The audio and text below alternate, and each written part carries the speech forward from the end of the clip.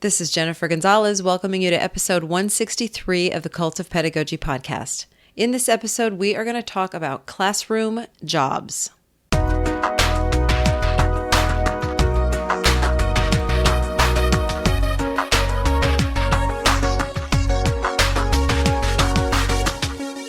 This might actually be the perfect time for this episode. At first, I just thought it was a neat idea, something teachers could implement pretty easily, something that would be a nice change of pace from what we usually talk about. But by the time I finished talking to my guest today, I had convinced myself that this might actually be the thing that helps wake up a lot of our remote and hybrid classrooms from the white knuckle, just get through it mentality I think some of us have settled into as the 2020-21 school year drags into its second half. Just maybe. What we're talking about is classroom jobs. Jobs we assign to students to help keep our classrooms running. Now, I know this is typically something we associate with face-to-face classrooms during normal times, but I was absolutely delighted, and I don't use the word delighted every day, to learn that not only can we assign jobs to students in remote classes, the jobs students do can not only make those remote classes really, really enjoyable, but they can also help students discover passions and develop talents that they can take with them well beyond your class. My guest today is Thom Gibson, a middle school STEM teacher from Austin, Texas. Thom has basically mastered the art of managing a whole program of classroom jobs, and he's made that process work for remote learning too.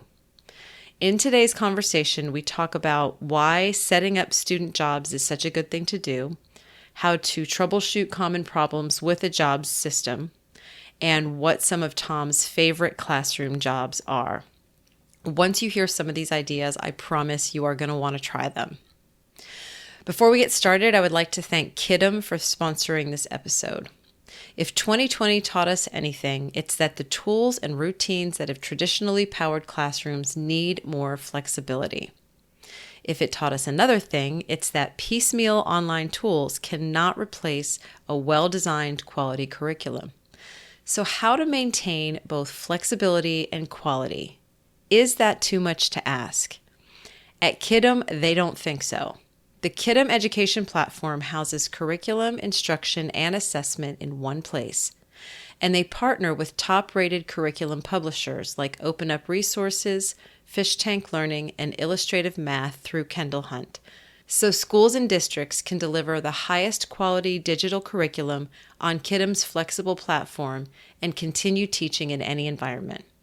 Educators love their teacher-friendly platform with options to engage in discourse online or in person, and students love Kidem for how easy it is to see their assignments and complete their work interactively. Choose from their curriculum menu or import your existing curriculum to bring it to life with Kidem.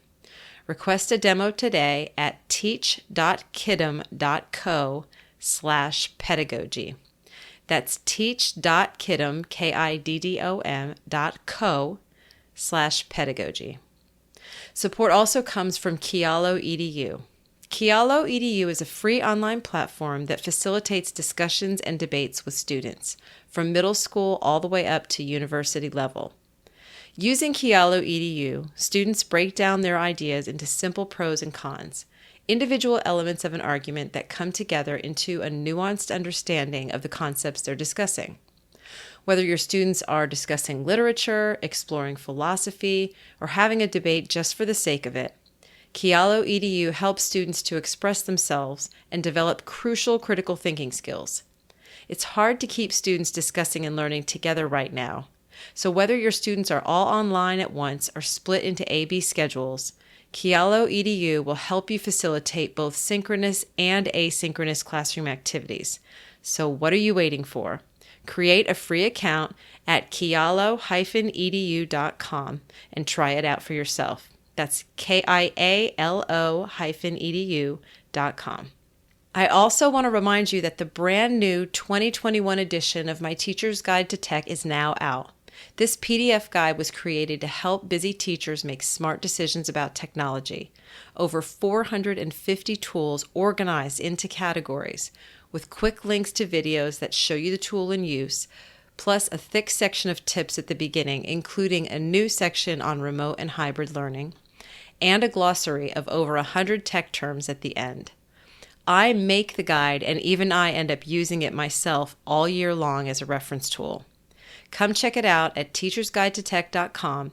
And just like every year, my podcast listeners can get 10% off if you use the code LISTENER at checkout. That's teachersguidetotech.com and use the code LISTENER. Now, here's my interview with Thom Gibson about classroom jobs. Thom, welcome to the podcast. Thank you, Jennifer. It is a pleasure to be here. We are going to be talking today about classroom jobs, and this has become kind of a specialty area for you. Before we get into it, just tell us a little bit about your work as an educator so my listeners know who you are.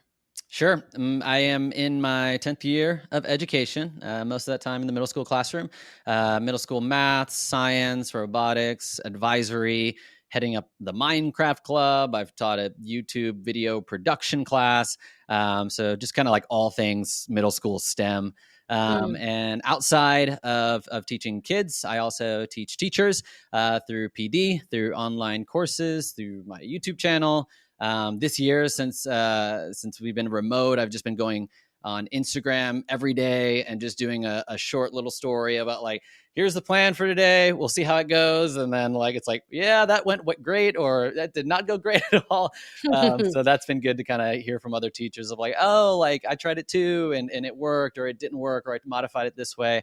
So just always looking for opportunities to support other teachers with what I'm finding is working and not working in my own classroom as well.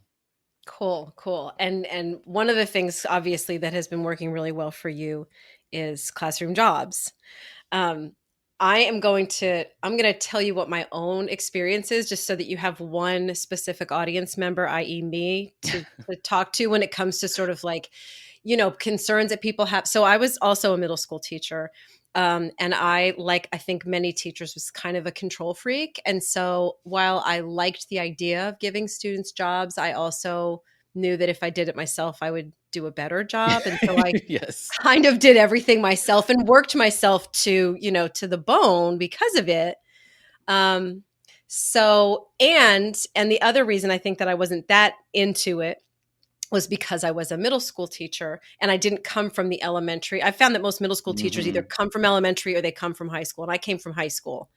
So I think elementary teachers are very good about assigning all these little jobs and everybody gets excited about it. And I just didn't come from that background. And so I don't know, I think I always sort of thought maybe I wasn't going to get much buy-in. And it was more like, let's just talk about English. And so I have a gut feeling that had I invested a little bit more into it, I would have had a classroom that ran better. My life would have been easier and I would have felt more satisfied that I was like preparing my students, but so I'm just letting you know who I am, because I think probably I'm not the most unusual character when it comes to like what teachers are like when they think about classroom jobs, although there's probably many other flavors. But tell us, what are some of the benefits of giving students jobs in a classroom of any age group? Yeah, one of the big things that you just said is like you're wearing yourself down. I think when I first started doing classroom jobs, I did teach fifth grade, and some of them were just jobs that I would give arbitrarily to kids. But after a while, I started thinking like, what are some of the things that I do in my classroom that I read Tim Ferriss's 4-Hour Work Week, and he was talking about like outsourcing and like outsourcing all these tasks. Gosh. And so I was thinking like, okay, I'm a teacher. How can I outsource some of my tasks to my students? Like whether it's like writing the agenda up on the board or taking attendance or getting my laptop plugged into the projector and the right website pulled up and the projector frozen on the class website, while I'm greeting students at the door. And so that was kind of like the beginning of how I started to rethink classroom jobs. And then one of the biggest things that I found was like the more that the students feel that this job has some sort of meaning, it's not just like, I'm the caboose. That means I'm the last person in line. What a great job. It's like such a pointless job. I'm sorry, elementary school teachers, if you feel if you if you've got a caboose job that is like on point and doing more than what my caboose job was doing. But I feel it helps build a really strong positive classroom culture when the students feel like they are actually contributing in a meaningful way that is helping you as the teacher, or helping their fellow classmates with something. And then even particularly now that we've gone remote, I had to rethink a lot of my class jobs because there wasn't a physical classroom that we were needing to attend to. And there was only so many like virtual tasks that I needed. Like I had a chat moderator and like someone who could help out with tech with another student in the breakout room. And so I started creating a lot more creative type jobs where it was like a class podcaster, where they do one podcast a month, or a class newsletter writer, or something like that, where it was students creating something that could be shared with the wider audience. And so I started seeing like, what an opportunity to start tapping into the students' interests with these class jobs, as opposed to just getting something done for me. And on top of all of that, in my classroom, the students apply for jobs. So it's not like me just saying, you do this, you do this, you do this. They're applying for jobs. And in that process, they're learning job application skills. Like how do you communicate that you're going to add value to your employer, as opposed to just saying, I want this job because it's the best job. So I think it builds positive classroom culture. It gives an opportunity for students to explore their interests and or get a task done for you. And it helps students see some of those 21st century skills, like applying for a job, and I'm doing this in my math class, in my science class, in my robotics class. This isn't like a personal finance class. I'm just incorporating it into my normal everyday content and able to see all of these benefits from the students having these jobs.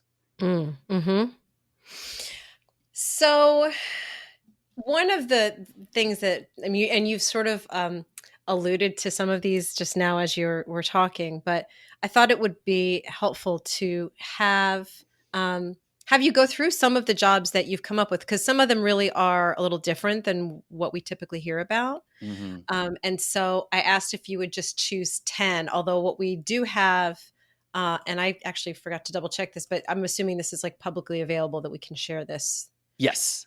So you've got a much longer list of jobs, but you're just going to share 10 of them. And then people can come to my website and they can see the full list from there.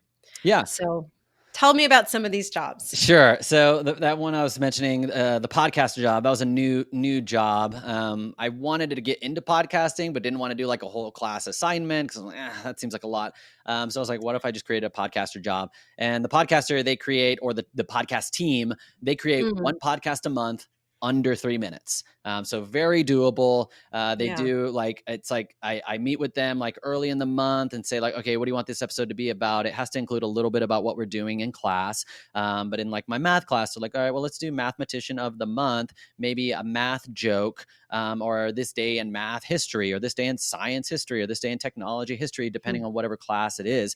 And then the first time I do it, usually the students that apply for that job, they have some kind of interest in it. And so they've either maybe done a little bit of recording, whether music recording with GarageBand or something like that. But even if they haven't, we would use a website called Soundtrap, which is an online audio recorder, so if you have a couple students that are doing the podcast, they can create a Soundtrap project online and they can all collaborate on it, record different parts, and decide who's doing what. And me, like, I've done podcasting, I have a degree in audio engineering, so for me it was like really hard not to go in and be like, oh, this really needs a fade out and this little intro is too long and this, but I'm like, okay, well, I'll give them the feedback and then they can improve for next time. But they'll do an episode. They're working on this on their own time. They just have to have one a month. And then I will host it on SoundCloud because it's a free place to put audio files, because I don't want a Google Drive link because that looks super lame and stale. But SoundCloud has like kind of a cool interface for the audio. And so I'll share that with all the students in my math classes and all of their parents. And it's like, hey, the podcasters have just released episode 2 of 5 minutes or less. In this episode, you're going to, and I'm like hyping it up a little bit, and I'm like, go leave some feedback for them and tell them that you love the episode. And it's serving several purposes there. It's like now a communication piece to the parents about a little bit of what we're doing in class. And it's giving the students an authentic audience. This is not just a sound file that they're creating and it's going on my Google Drive. And then I'm saying, great job, thanks for doing that. But there is an actual audience for this. And so that's the podcaster job. The athletic trainer is a new job that I implemented this year. They're responsible for setting a timer at the beginning of class to go off in the middle of class and then lead in about 60 seconds of movement. So that way we can get some movement from sitting on Zoom all day. Or this is going to be something that I plan on implementing when I'm back in the classroom. And it's like, okay, everyone stand up. Okay, stretch your arms out. Okay, touch your toes. Do 10 jumping jacks. And I tell them, like, you have permission to be like, everyone stand up, get up, no sitting down. I don't care. Turn your cameras on, and they kind of try to get hyped up about it. The DJ was another new job that I plan on incorporating after we're done with remote learning, but they play music for the 5 minutes leading up to class. And so at the beginning of the year, I'm like, okay, in Zoom, go to screen share, go to the advanced tab, click on share audio. Okay, where do you normally play music? Spotify. Okay, open up Spotify. Okay, lower the volume a little bit lower. Okay, I want the volume to be set there every time you play music. So that way the music isn't overbearing. Students can still talk to each other when they're coming in. So they are doing this for remote too now. Yeah. All these jobs are happening remotely right now. Yeah. And so I tell them, like, try to just create a variety of music, and then tell us a little bit about the artist and why you shared it. And I've had students that, like, math isn't really their jam, but they love music, and then for them to be able to kind of share that passion at the beginning, like, oh, this is a song by an artist called Radiohead, which I'm like, you're in 7th grade. How do you even know who Radiohead is? Nice. And I love that me and my dad love this song. This is from their album, OK Computer, which was really popular, one of the best-selling albums that, and they're getting into it. And I'm like, I love Radiohead. Thanks for sharing that. Another job is the motivational speaker. Every job that I've shared with you is a new job that I created because of remote learning, because I didn't need anyone writing on the board, because I didn't need anyone organizing my bookshelf or anything like that. Yeah. So the motivational speaker, they record a 1-minute screencast every week that I share on Motivational Mondays. I get hyped up. They email it to me, and it's just like a reflection of a quote, an idea, like, this is why I really like this quote. It means this to me. One student has even been like, all right, well, stay motivated, everybody. He ends his video like the same way every time. So he's like learning branding and without even realizing it. And so I just play that and I'm like, all right, it's the time you've all been waiting for. It's Motivational Monday. And then I'll play like a little air horn sound effect. And then I'll play the video, and I like that being a video, so that way it's not the student kind of fumbling around or pull something up, and it's just ready to go. They email it to me, and then I have it queued up, and then I just screen share, and they get so embarrassed, like, oh my gosh. The visual display artist is another job. This one was something that I used that was more in person, that I think could work remotely. But the in-person job, they would create posters for the classroom. So instead of me starting the year off with a bunch of posters that just become part of the room and nobody really pays attention to after the first week of school, throughout the year, I'm meeting with the visual display artist once a month and saying, hey, we just had a lesson on the growth mindset. Here's a poster I found on the growth mindset. Could you create something like this? Do you have any ideas for what this could look like? Okay, great. Yeah. When do you think you can get this done by? Next Friday? Excellent. I pull up an email, I draft it to them, I CC myself, and I say, hey, how's the poster coming along? I schedule it for 2 days before the poster is due, so that way I don't have to remember it. They get the reminder, I get the reminder, and then they almost always get it on time. And then now it's student work. The student has created something way better than I would have created on my own, and it's like reinforcing these lessons that we're having in math or these lessons on the growth mindset. The way that I think this could possibly work remotely is maybe if you have a student that creates graphics for your learning management system or your website, that could be your version of the visual display artist. The zoologist, I'm just going to keep going until you want to interrupt me. The zoologist, they take care of the class pet. You might be wondering, who is the class pet? Well, it is the zoologist's pet at home. And at the end of the Oh, week, we just say like, hey, how is Fluffy doing? Oh, Fluffy looks so great. Did Fluffy do anything interesting this week? Oh, that's so crazy. Fluffy, you're so out of control. And then we just have a little class mascot. Really easy job, but it kind of adds a little fun classroom energy there once a yeah. week. The tech guru, in person, the tech guru would set up my computer. I would literally come into class, and then this is really helpful if you don't teach in one classroom but you're moving around. I would set my backpack down, and the tech guru would take my laptop out. They would open it up. I would type in my password. They would pull up the learning management system. They would pull up the class website. They turn on the projector. They plug my power in. They would freeze the projector on the class website, and then they would, with the frozen instructions on the projector, they would pull up the attendance. So my other student job, the attendance monitor, could come up and then take the attendance. And so that was the job that would happen in person. Tech Guru right now is my main go-to. Hey, Tech Guru, can you screencast the student version of this website so everyone can see what it's going to look like when they log in? Or, hey, Tech Guru, this person doesn't know how to do a screencast. I'm going to send you two in a breakout room. Can you walk them through how to get a Loom going? And then they go and take care of that. The KonMari organizing specialist, based on the Marie Kondo method of organizing, is another job. This is for your super type A. I feel you would have been a KonMari organizing specialist in my class. Maybe.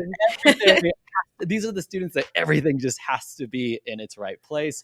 And so this is one that's going to work a little bit more in person. You can have a picture of what this bookshelf should look like, or what this supply shelf should look like. And then you train the students, say like, okay, make it look like this. Every week at the end of class or at the end of this time of the day, you have a specific time for them to work on it, or office hours, and then get feedback from them. Hey, lately we've been having trouble getting the supplies, and there's just kind of been this traffic jam, or there's been this problem. Do you have any suggestions on how we can organize this a little bit better? And you're giving them more voice in their own job, which is something every single one of us wants in any job at any age.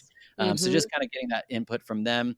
The assistant grader, this has worked in person and remotely. They don't actually put grades in my grade book, but in my math class, I have the assistant grader go through like a quiz or a test, and they highlight the first place a student makes a mistake, and they have a key for me. And then if it's a multiple choice, and that's a lot easier. They don't write any of the numbers on the grade on the test or the quiz, but when I go through and nothing's highlighted, I can be like, oh, this one's a 100. I don't even have to spend time looking at it, or I can just look through and see what was highlighted. That student does have to sign a confidentiality agreement, given the nature that they are looking at other students' papers. And virtually, the way that this has been working is I've trained a student. Sometimes it's kind of tedious if I have a Khan Academy assignment to go into Khan Academy, pull up that class, pull up that assignment, see what everybody got, move all the grades to my grade book. So they go in, they have my teacher Khan Academy account. And I recorded a screencast for them on how to go in, how to find all this stuff. And they send a screenshot of the grades to my email. And then they also email any of the students that have the work missing, let them know the latest they can turn it in. They learn what a blind carbon copy is, so no one sees who's that email is going to.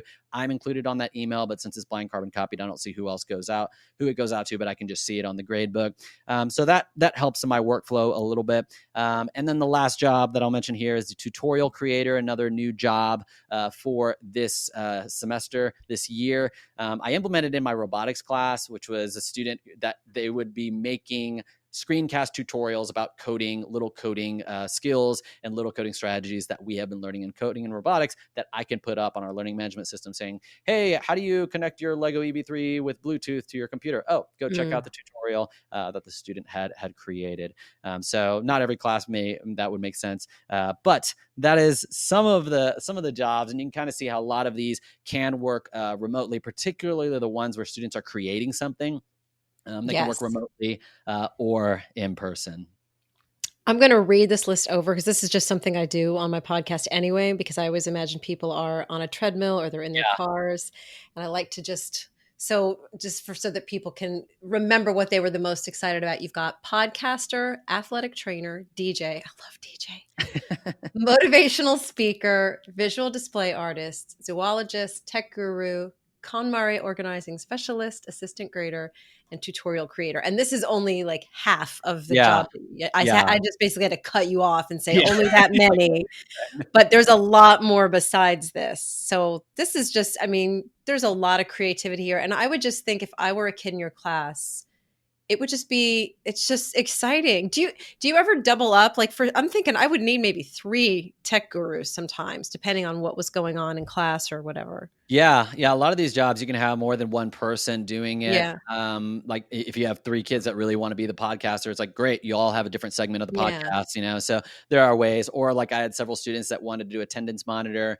So I would have someone that took attendance at the beginning of class, but given that, we're virtual, typically a student would go to the front desk, then they would be changed from absent to tardy, and then they would come to class. Being that it's virtual, sometimes I might mark a student absent at the beginning of class and not realize they came in. So I have an attendance monitor check a spreadsheet that I monitor after class is over at the beginning of class to say who's absent. And then at the end of class, they see if any of those absent students came in and they change it to tardy. And so one of the classes, I have 2 of those. One does it at the beginning and then one does it at the end. Nice. And so, yeah, nice. you can have a variety of multiple students doing several of these jobs. Okay. So now we're going to shift to the logistics of all this. Now that we've gone through some of the possibilities for jobs, let's talk a little bit about how do you assign the jobs? How do you hold students accountable? Do they ever switch jobs partway through the year? And for this point, let's just think about this. If you were just doing a regular face-to-face classroom, and then we'll shift to remotely, how are you making all that work? Yeah, both remote and in person starts out the same way. Okay. I introduce all of these jobs to the students. I even have a document that says what kind of student would be good at this job. And then they have a job application form. The reason I do this is to create as much buy-in as possible and to kind of get a gauge on what the student is actually interested in. And so they pick their top 3 jobs. And then with each job, they are writing why they would be a good fit for that job. Again, talking about how them doing that job is going to benefit the class as a whole, is going to benefit me as their employer in this case that is hiring them. And so this really does maximize buy-in, because now they're like, ooh, I really want to get that job. They are eager to get this, as opposed to me just assigning them a job and like, okay. And so I go through as much as I can. I try to give them one of their top 3 jobs. And so if there is a case where I need a certain job done, but nobody applied for it, there will be times where I'll reach out and then I will say, hey, would you be willing to do this job? I know it wasn't one of your top 3. I think you'd be a good fit for it for X, Y, and Z reasons. Let me know. And more often than not, they'll be like, yeah, no problem. Just like being asked if they would be willing to do something. It's like, I'm not forcing you to do anything. They're being invited to do something. And then I'm also communicating, like, I see something in you that would make you a good fit for this job. So I think there still is that buy-in in the case where maybe I really need one job, but nobody applied for it. And so, this person didn't have it in their top 3. As far as getting hired, once they get hired, they have a checklist of responsibilities. And so originally they were just exposed to the general description of what the job does. And then when they get hired, they have here's exactly what you need to do. Sometimes that involves a screencast. If we were in person, if I had my attendance monitor, the day they find out their attendance monitor, that they have their checklist and it says, okay, go to Tom's computer, pull up this tab, look on the first period, click on this button. If everybody's here, click all present, and then close out and then I would watch them while they are doing it that very first time. Whereas a job like the podcaster, I'm not going to take class time to train them for that. But instead, the very first time they do that, I'm going to say, hey, why don't you come to office hours on Monday? I'm going to train you on everything you need to do for your classroom job. And then the following times when we do that, once they kind of get the idea of okay, now I kind of get the format of this podcast. I know where I'm recording it and I know what I need to do after I finish it. Maybe we don't meet in person during office hours. Maybe I just email them at the beginning of the month and say, what's your plan for the podcast? When do you think you can get it done by? And then we don't even have to have that meeting. And so early on, you might have to have a few more meetings outside of your normal class time if it's a job that is not getting done during class. But giving the students that checklist and as much as you can, monitoring while they're doing it, those very first times, and giving them that immediate feedback will solve solve that problem in that feeling that, you were talking about earlier about like, well, what if they don't do it right? Like Yeah. make them, this is classroom management 101, make them do it again, not as a punishment, but just as a way of like, okay, so now let's try it again. Another Right. job I didn't talk about was the boards manager who wrote the agenda every day. And I had a shared spreadsheet with them. And so I would just keep it updated and they would know what to write. The very first time they did it, a lot of times they didn't follow the color coding corrections that I asked them, or they wrote too small. So I'd say, okay, let's erase it and let's try it again. And they don't really want to do that, but now they know like, okay, there is an expectation that I'm going to do this right. And it's not just like next time do it right, because then they're just going to keep doing it the wrong way.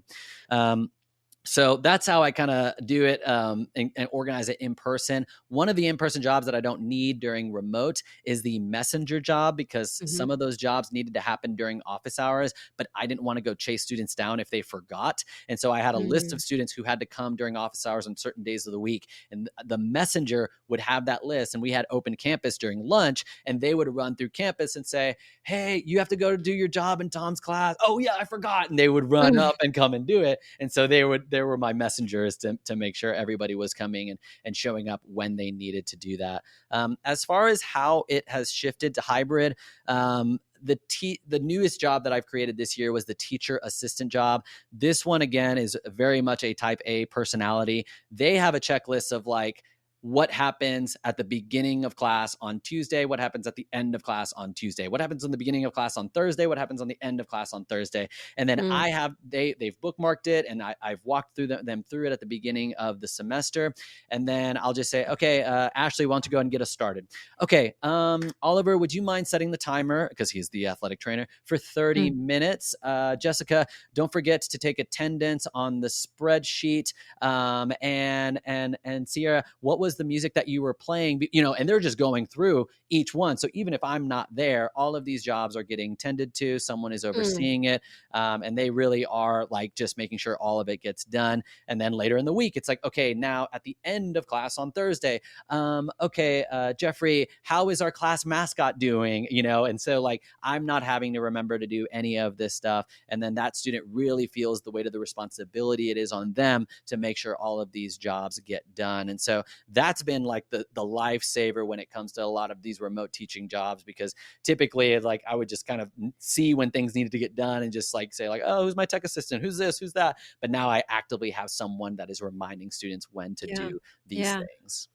It's so funny. I've done probably maybe 4 to 5 different blog posts and podcast episodes and interviews that have some relationship to distance learning.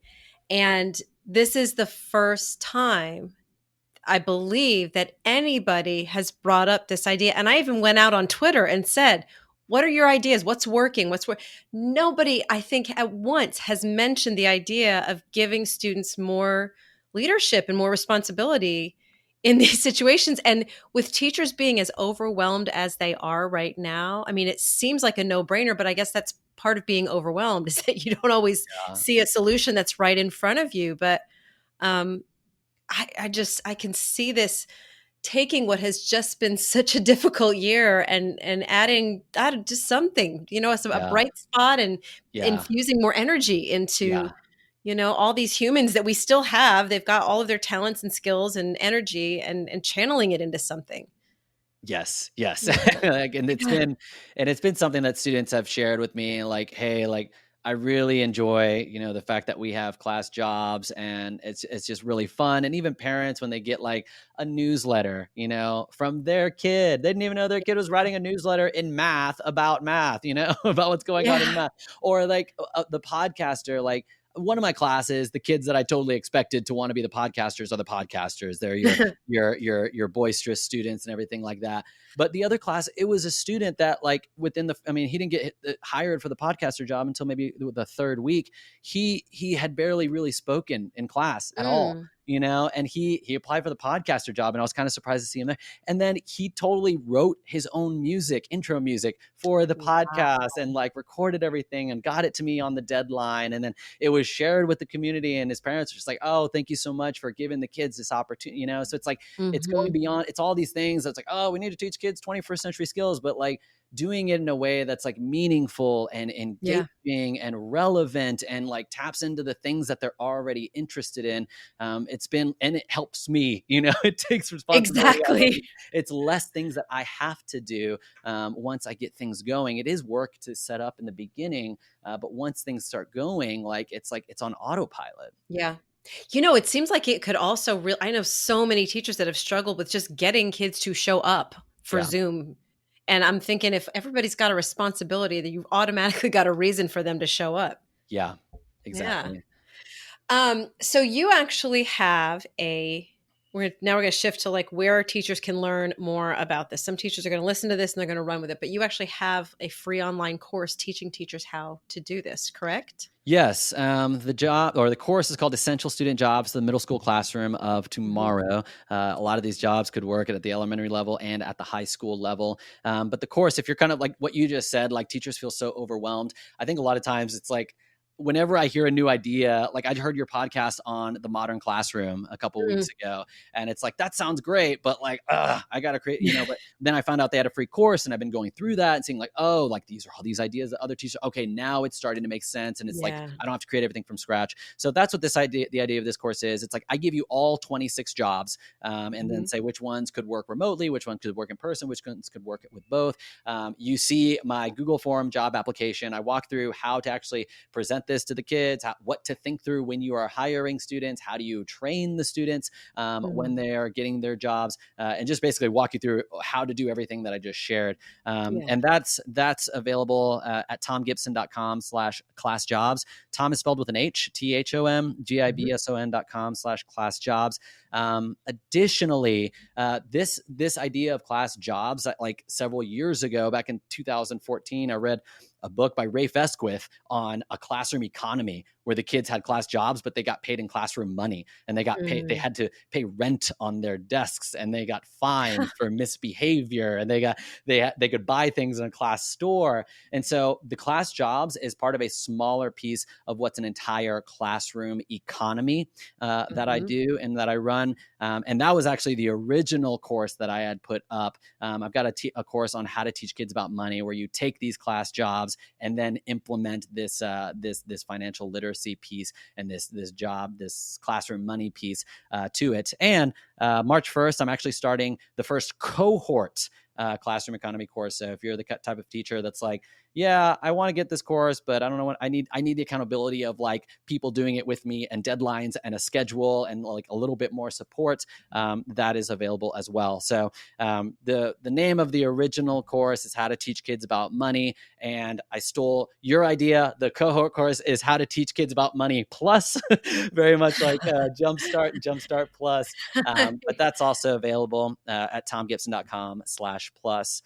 Thom spelled with an H. And so for most teachers, I would recommend right now just starting with the classroom jobs though, as just a place to start with. But if you're kind of like, I've been doing classroom jobs, but this classroom economy idea kind of sounds pretty interesting. And I'd like to gather a few of my teacher friends and do it together. You can do that as well with How to Teach Kids About Money Plus. Great.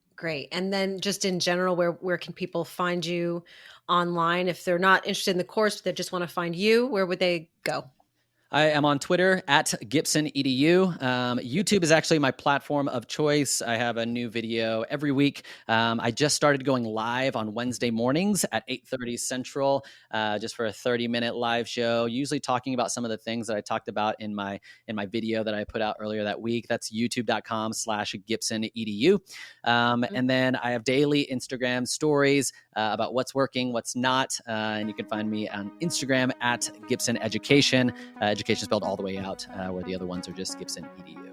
Got it. Oh my gosh, you sound busy. A little bit. That's a lot. Yeah. Thom, thank you so much for this. This is just a really neat idea. I think a lot of people are going to jump right on it. Yeah, I hope it helps out a lot of teachers. And by all means, just reach out to me if you just have any questions about it and want to get started. Cool. Thank you. Thank you. To read Thom's full list of classroom jobs, learn more about his free course, or read a transcript of this interview, visit cultofpedagogy.com, click podcast, and choose episode 163. To get your copy of the Teacher's Guide to Tech, visit teachersguidetotech.com and remember to use the code LISTENER at checkout to get 10% off. Thanks so much for listening and have a great day.